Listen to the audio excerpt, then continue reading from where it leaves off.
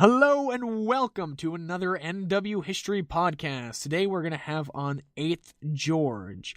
And we have a very special announcement going on for the North American side of the community. And if you're European, this will also affect you if you're interested in watching.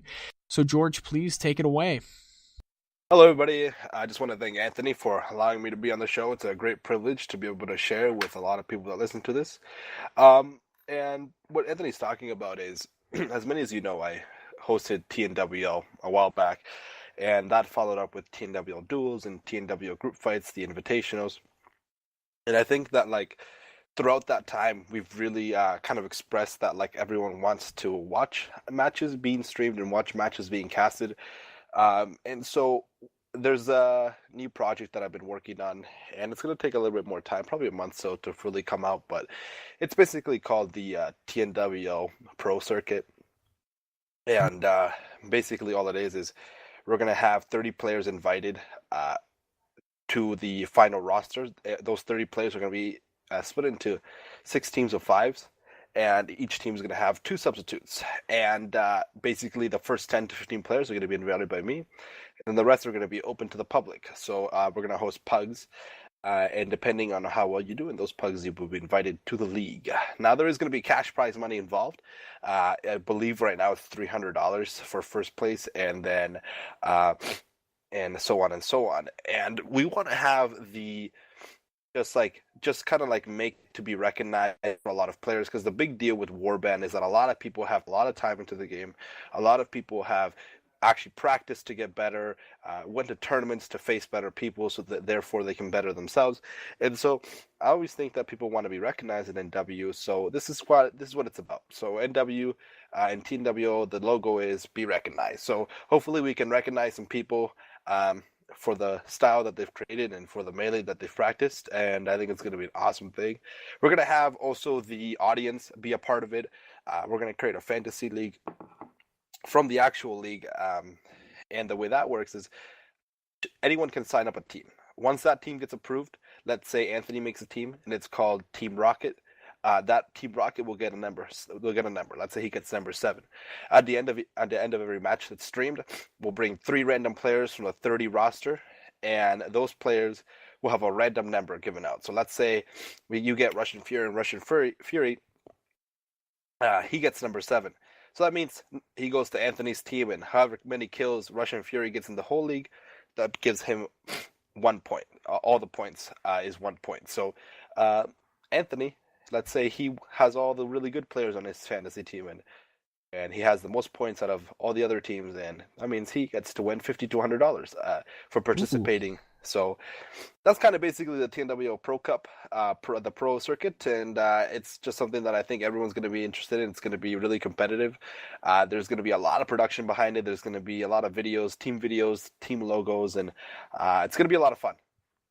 Yeah, I'm actually pumped for it. We talked about it yesterday, and it sounds like it's going to be amazing, and I am pumped for it, and I hope you guys listening right now are just as pumped to hear that announcement. And it's going to be cool because, the big production stuff, I think the last thing that really impressed me was Hercules put out an NWWC World Cup video, and that just blew me away with the production that went behind. So yeah, there's definitely some space for that. It's going to be awesome. I think a lot of people need to be hyped up and kind of just relive NW in the last little breaths before Bannerlord. Yes, hopefully, if I finally get around to releasing Bannerlord. So yeah, now we're going to move on to the actual interview part of the podcast with having George on. So basically, George, I just have you give a little bit about yourself right now and your bio, and then we'll get into the deep part of the interview. Sure. So I'm George. I am one of the very few people in NW that actually uses their real name, because a lot of people do come with random names. They'll get on and they'll be like, yeah, my name is YOLOSWAG27, and then that's their name for the rest of the game. But no, I just use maybe because it just wasn't creative, I use my name. Yeah, I've been around the community for a long time. I've been around since Mountain Musket. and I've been playing this game for 6 years. I've had a lot of fun doing it. There's been ups and downs, but for the most part, I like to play NW. I like to play Mountain Musket. I love Melee. I love people. I love hosting tournaments, and for the most part, I like to entertain. Awesome. One of the questions I want to get off in the first part is to dissect how you got introduced into NW in the first place.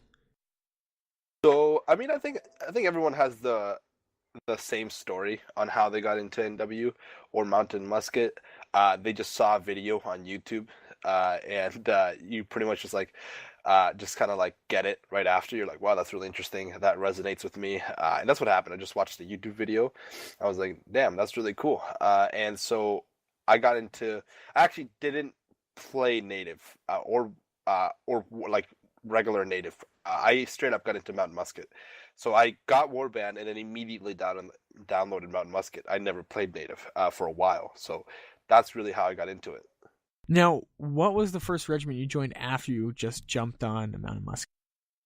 So I was so back in the day there was a lot of regiments, like big regiments, and I really didn't know how to get into one. So I was just joining servers, and I was just trying to like get people to notice me and get like really find out how to actually join it. And I remember like I was just trying to line up beside people, like in like public line battles. Like now, see, like that's really cringy in today's standards. Yeah. But like back in the day, I would like line up beside people and like pretend to be in a line because that was like really interesting to me. Um, and then yeah, like eventually like some random person picked me up. His name was Hassan, part of the 16th Kampfgruppe. It was led by the Monkey. He is actually known by a lot of people that are veteranized in the community, but yeah, that was really cool. And 16th is definitely a good memory from what I have. So, like, what type of regiment was the 16th like, and how'd that kind of impact you for the rest of the game? What So, attitude did they have? so the 16th was a really interesting regiment. The thing about the 16th, they were a Prussian regiment, and for the most part, they were really organized when it came to drill, and that's kind of really what inspired me. They were really disciplined in the way they used their drill, in the way they used like they respected their ranks and they respected their superiors, um, and they were really organized in that aspect. Drill was a huge part, and the attitude of the 16th was we're just a Prussian regiment. And during that time, a lot of the Prussian regiments, like the first EPI and the Prussian army, were like really heavily drill focused. Just because the double ranks in Mountain Musket had to be perfect if you were to use them effectively. And so that was kind of like the attitude of the 16th. We got to get our drill right, and everything else will kind of fall in place. And that's really what had a big impact on me throughout the future. How that after you kind of how'd you end up leaving the 16th?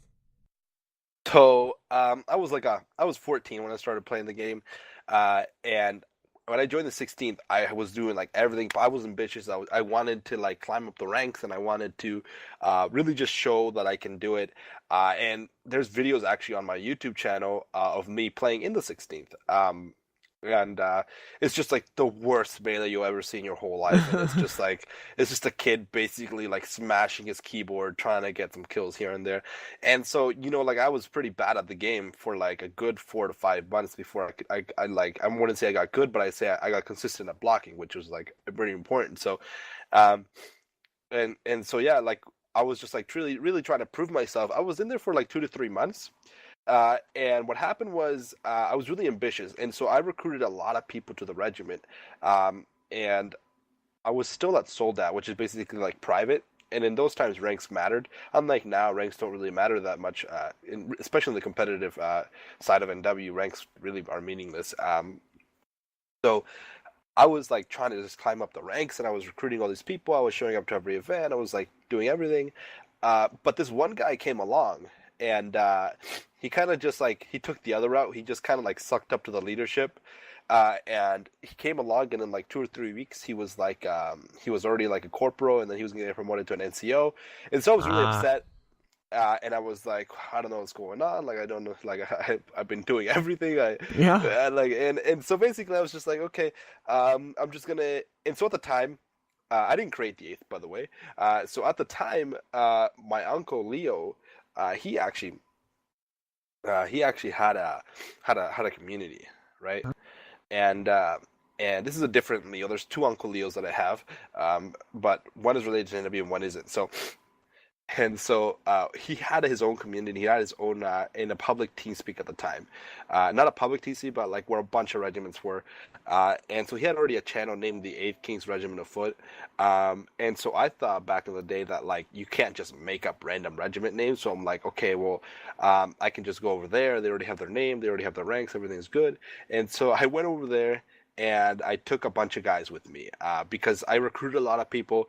And when they heard I was leaving, they kind of left with me, type of deal. And there's actually 8 of us that left. And then we joined the Eighth. And my uncle, like shortly after that, he left the Eighth and he left it to me. And that's how the Eighth was born. And that's how I left. And I left because basically it just wasn't getting recognized for all the work I was doing. So your uncle, wait, so like an uncle in real life, not just like this guy's username was like Uncle Leo. No, I don't know. Yeah.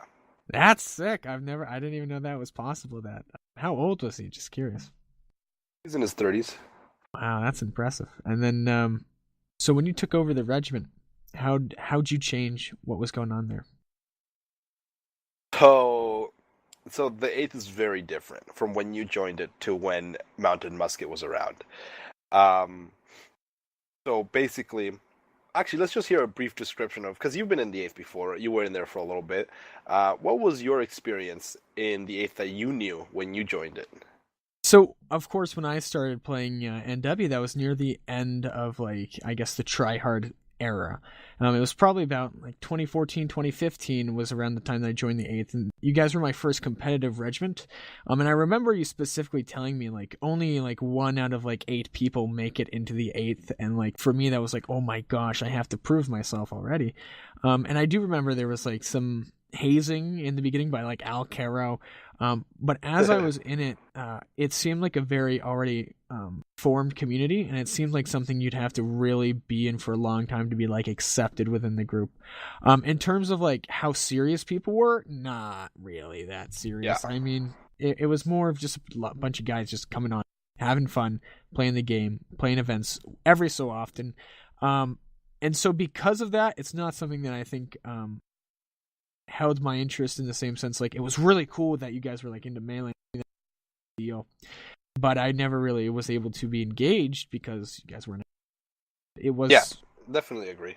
So yeah, that's my perspective on it. And I think like that gives us a little reference we're about to talk about, because it's kind of like night and day. So back in the day, as soon as I left, I was like really hyped up to like be like, wow, like the area to become really good in this game is still there. Like, it's early game, you know, like the metas aren't created yet. It was all new.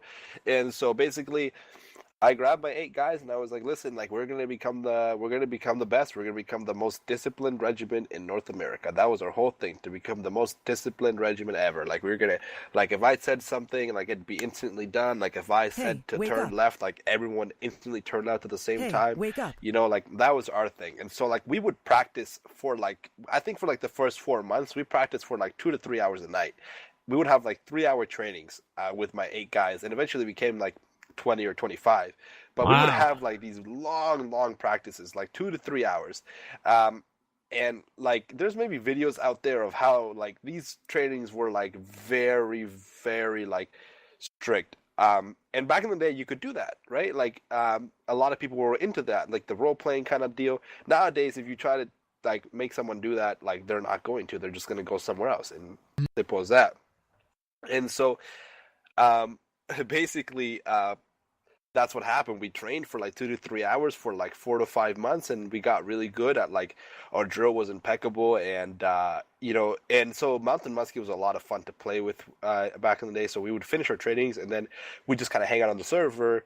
So we'd start our training at like, let's say 8 p.m. Eastern, and then we'd get off at like 3 or 4 in the morning, because like we would just be like, we would just get like, so we were just so soaked up by Mountain Musket and how fun it was to play, and just like the community that we had at the time. Like, we would finish our training and then we just kind of like sit on deathmatch on La Haya Saint for like just like hours and hours, and we just like deathmatch it out over and over and over again, and just like fight each other for like hours and hours. And we did that for like a couple, like the first year we did that, and that's kind of like the early stages of the 8th. And that must have really built a solid foundation upon which the 8th was built up. Yeah, for sure. How many people from those